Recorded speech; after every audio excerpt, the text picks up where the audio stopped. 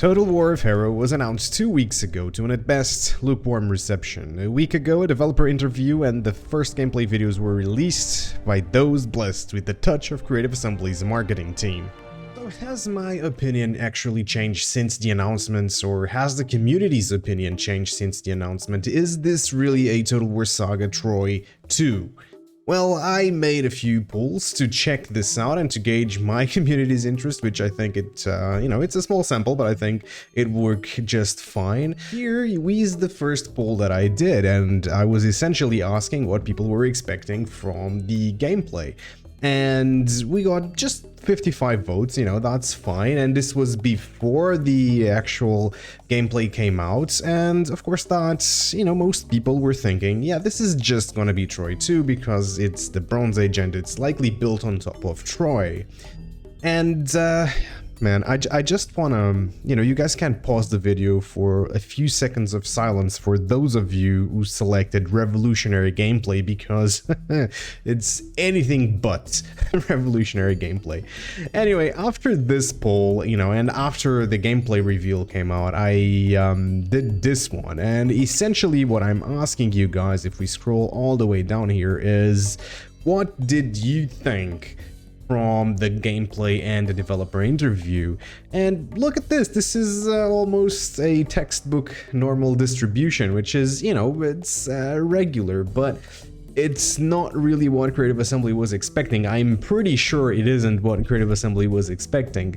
So we have 35% of you guys just saying, I don't really care about this game, and you have 25% saying that they disliked the gameplay, with 7% saying I hated the gameplay, which, it's kind of strong, but okay, I'll take it.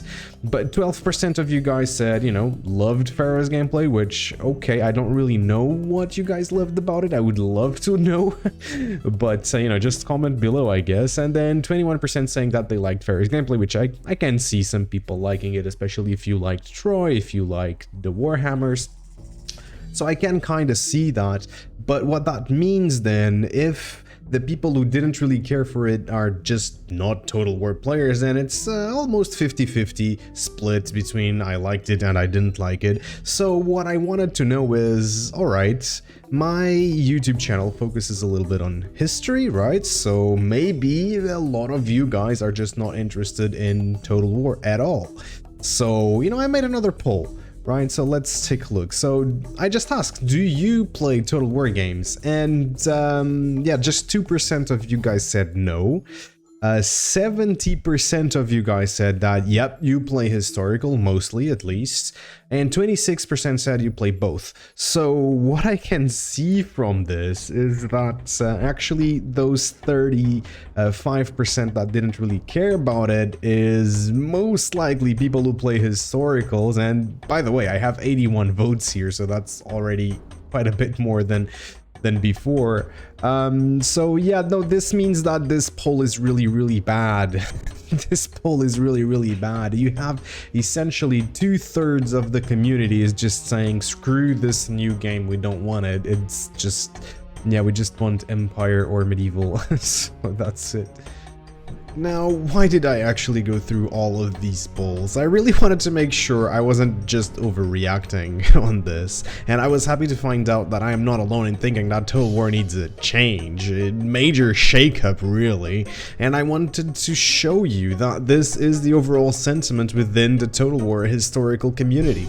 And I feel that it needs to be said that the developers were lovely and that they really looked and sounded excited and knowledgeable on the time period as much as they can be. And I feel that simply they weren't given the time and tools to make a proper Total War title, and were ordered to use assets and infrastructure of Troy to reduce costs and development time. It's a symptom of corporate decision making. Cut costs, increase profits. They even do most of their marketing through YouTubers, well, those touched by the grace of the Creative Assembly. Alright, but let's just get back on topic and hop on to the developer interview. And one of the most important questions to be asked to the developers is the following one. We've had 23 years of historical titles. What's different about Pharaoh from all the ones we've seen in the past? We really have had, a long series, but we haven't had a series focused on Egypt up until now. So this is the first time Total War is exploring Bronze Age Egypt, one of the greatest civilizations ever. And also we're bringing, of course, through an Egypt-centric, point of view, the rest of the Bronze Age collapse as well. So the answer is massively revealing, and we just learned that the defining thing about this game is the time period. No mechanics are mentioned here, and so this is a Troy clone confirmed. Am I right? At the very least, it's just yet another Total War game with nothing particular about it, mechanically speaking. What puts, Pharaoh apart is that it kind of reveals this new age and also puts, the player freedom at the center. So we get to have like a very the freest form of expression in your campaign as much as you can. Oh yeah, no, yeah, okay, I see player freedom, yeah, but wait a second, isn't kind of like Total War just by definition a game that maximizes player freedom, because it kind of is a sandbox game, isn't it? And sandbox games are characterized by, well, player freedom and emergent gameplay, so there's that there already. The campaign is going to be easily recognized by anyone who has played a Total War game. You send out your armies, you conquer settlements, you develop your settlements, you send even more armies, and further on until you paint the map. Oh look, and that is Troy on the back. Oh no, wait, that's Total War Pharaoh, isn't it? Yeah, it is. But then they kind of tell us that the player freedom comes from the way you build your faction, and there's a bunch of choices that you get to make to customize your faction, such as... Which of the Bronze Age gods do you want to worship? Like, you can't worship every god, but just a limited amount of those. This one kind of seems similar to Troy's religion mechanics, where you could worship a certain deity, and here seems like it's gonna be about, the same. Would join the court of the Egyptian pharaoh or the Hittite great king. Which position exactly do you want to take? Do you want to be a high commander and gain access to more units, or perhaps the vizier who has more access to some internal court intrigue and stuff like that? This one right here could be an actual interesting mechanic, but we kind of need to see just how much the decision influences your playthrough. But perhaps the most significant choice would be whether you want to become the pharaoh or the Hittite great king. You get to choose either of those, because this will help you also survive the collapse of the Bronze Age. So this mechanic is kind of like the previous mechanic, it's just an extension of it, and it gives me Three Kingdoms vibes a lot, but now instead of just having one emperor, you have the pharaoh and the king. So everything else seems to be kind of the same, but except you have to have certain cities to be able to declare for king or to declare for pharaoh, so there's some extra steps in there, and I'm kind of eager and curious to see how this all works. But one of the most important aspects of this game is going to be the Bronze Age collapse. So how did the developers actually go about representing the collapse itself? The world goes through several distinct states of collapse, and it all depends on the pillars of civilization. These are special settlements on the campaign map that we consider core for the Bronze Age civilized world. And as these settlements get damaged or even destroyed, the overall level of civilization goes down. And there are, as I said, several different levels. So the main takeaway from this is that the collapse is essentially a meter that gets filled as cities are destroyed. And doesn't really sound as sexy as the Bronze Age collapse, does it? As you enter the level of crisis, not only the visuals will change, both in campaign and in battle. Roving barbarian factions, for example, the Sea Peoples and those tribes that live in the deserts will also get buffs, which will empower them. Oh, wait, and as that meter gets filled, the bad guys, just listen to this idea, the bad guys get buffs. Oh, wow, that's so innovative, isn't it? Well, we didn't have that before, did we? So, when you go into collapse, earthquakes, plagues, droughts, they will start to appear much frequently. Oh, and also, as that meter fills, more natural disasters happen, because everybody knows that when a city is destroyed, just natural disasters naturally happen more, isn't it? It makes total sense. It's super realistic, super immersive, isn't it? Oh wow. I'll be honest here, the discussion on the campaign was fairly disappointing. I've expressed this in a post already, and as I rewatched the interview, I'm just seeing this way clearer. And here's my revised text. I do think that the game tries to give the player different motivations to conquer territories other than map painting. For example, restore an important city to try and stave off the collapse. Because as more cities fall, the collapse meter feels, and that'll give you debuffs and it will buff the sea peoples as well as increasing natural disaster likelihood. What should have happened is that you'd lose access to trade resources from the destroyed region, and that would in turn make it more difficult for you to deal with the issues in your regions. Say you can import enough tin, copper, food, etc. to support your armies, economy, and or populations.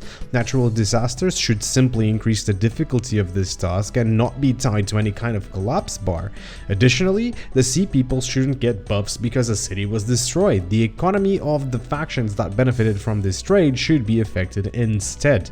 Because that's a more realistic and more interesting approach. It should be because the player has limited resources, armies, population, internal issues that the sea peoples are so dangerous, not just because their armor or weapon damage stats have a multiplier. That's frankly quite ridiculous and reductive. I just wish that the different systems were more interconnected so that a change in a religion would affect armies, public order, and how other characters view your leader, or that losing a resource could impact public order, ability to recruit, farming output, and trade routes, for example. But instead, we're seeing cause and effect situations being emulated with the help of filling bars and effect bundles. Now, moving to the battlefield, there have also been a couple of changes: the dynamic weather and organic fire spread. These are interesting features, especially the dynamic weather. It can change mid-battle, and the weather effects on units are now greater. For example, in a sandstorm, the accuracy and effectiveness of missiles is significantly reduced. But, ladies and gentlemen, I think that the main new addition to battles is this. The unit stances feature. Yeah, unit stance is a new feature that actually replaces the formations we had in old Total Wars. So they're basically orders that you give to units, but instead of a movement or attack order, they're actually ordered to go forward or an order to go backwards while facing forward.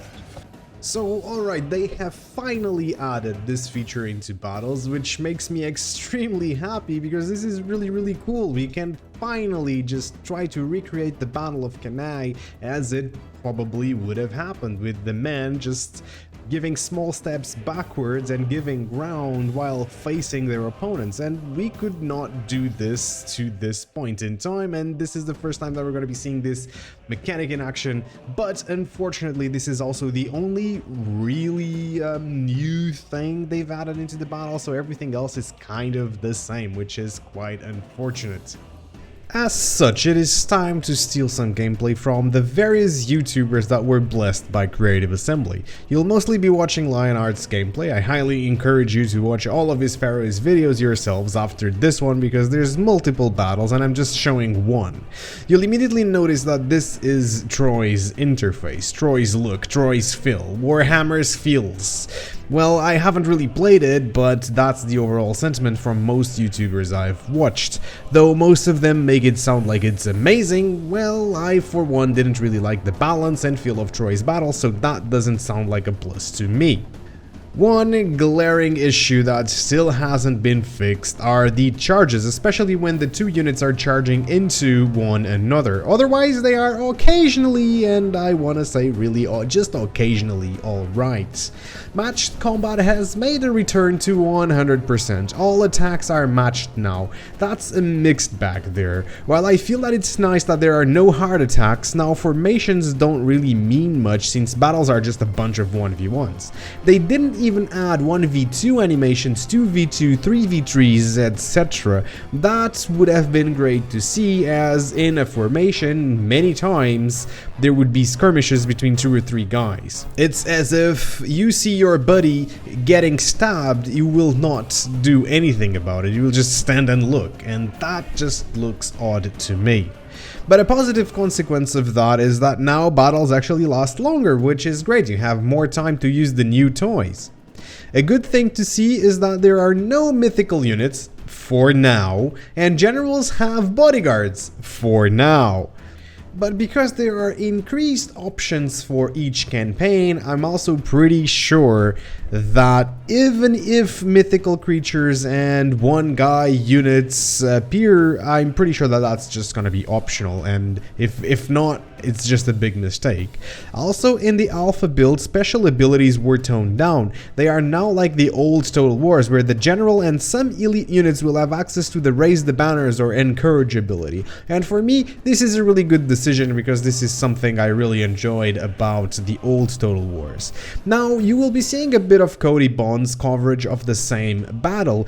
Chariots just seem to be too strong. Maybe not completely overpowered, but considering you'll be bringing a few units of them every battle, depending on your faction, they need to be properly balanced. On the current video, we're looking at light chariots. The charges look, well, very clunky, but still, it was quite effective. And I can only imagine the effect a heavy chariot unit would have had. However, against the braced unit, it seems that even heavy chariots become completely useless, or maybe it's just the enhanced terrain effects that are at play here. I'm not too sure about that. Here, I'll also want to point out that while being braced is great, the models don't really look braced. Or is that just me? It just looks weird. They're just in a normal stance, not braced at all. Maybe it's just me. You guys tell me in the comments below. I was disappointed that you can charge into a braced unit of spears with minimal damage, and that chariots didn't really bring in mechanics such as mount and dismount fighters. In real life, chariots usually either skirmished, fought other chariots, or would maneuver around the enemy line to drop soldiers at a critical location. Then they would be able to pick those soldiers back up, for them to rest, and then drop them off at some other location on the battlefield. And that would have been amazing. It's just really hard to imagine chariots charging head-on into a wall of spears when it was close to impossible to do so during the classical period. Turns out horses just don't like running at pointy objects. So personally, from all battles I've seen so far, Pharaoh seems to be a slightly improved version of Troy, and that brings me around to my conclusion. Total War Totally Not a Saga Pharaoh is essentially to Troy what Attila is to Rome 2. There are a few new campaign mechanics, there's a new challenging campaign, the battles play similarly albeit improved, and finally it's built off of the same already existing game. In my view, and in many of our viewers, this was a massive mistake. On top of essentially using Troy as an accelerator for Pharaoh, Creative Assembly has already announced DLC packs and, wait, try not to laugh about this one, cosmetic packs. What's next? Experience boosts for units and characters? Oh, and to fit the Pharaoh theme, they threw sand in consumers' eyes by removing the Saga branding and selling this as a brand new product at the full $60 price tag. It's honestly kinda disgusting. It's understandable from a business perspective, but absolutely rubbish for the players. If I had to vote on my poll, I would honestly vote for the didn't really care for it option. I'm somewhat curious to see how well the campaign works, but the battles are just not there for me.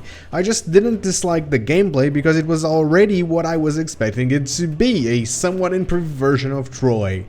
The question that follows is very simply, will you be buying Total War Totally Not a Saga Pharaoh? I'm not sure yet, personally. What about you? It really depends if Rome 2's Bronze Age mod will be able to scratch the Bronze Age hitch for me. The only thing that it will not have is all of these collapse mechanics that I wish it would, and you know what, maybe it will have. So anyway, what do you think I should cover next? Would you like me to further cover Total War Pharaoh? Let me know in the comments below. I've been Wolf, stay wonderful, and I will see you all on the next one. Peace.